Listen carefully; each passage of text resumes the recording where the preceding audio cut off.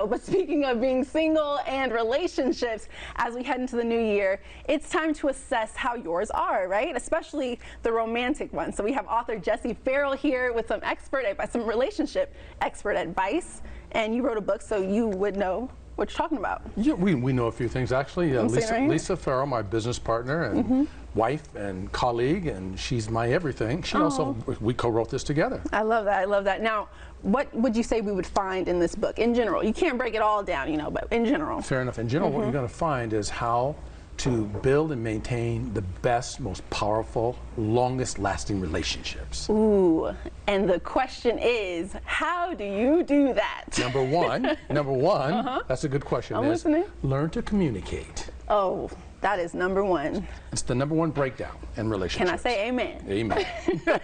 Number two.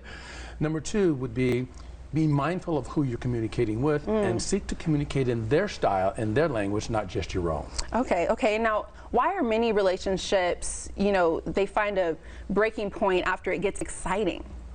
I think because what happens is they're compelled to be moved by that love, like you say, the excitement, the attraction, and they're not thinking about what each of them in the relationship truly want. They never even talk about what they want.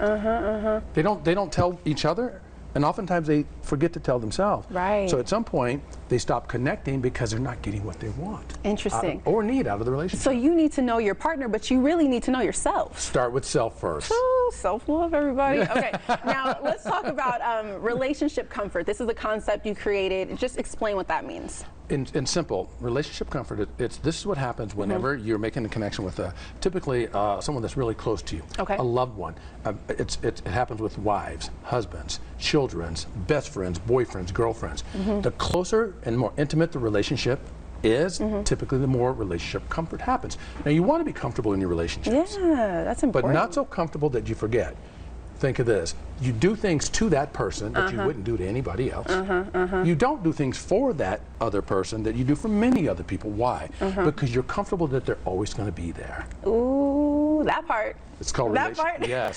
That would be the downside of relationship comfort, is sinking into that and not ever realizing you don't even know what you don't know. Absolutely, absolutely. Now, any advice really quick for singles out there, you know, headed into the new year? The first thing I would say for singles is you want to reach out and pre-order this book. Hello. That's the first thing. First things first. That's the first thing. You want to pre-order that, and you can do that at JessTalk.com, JESSTALK.com.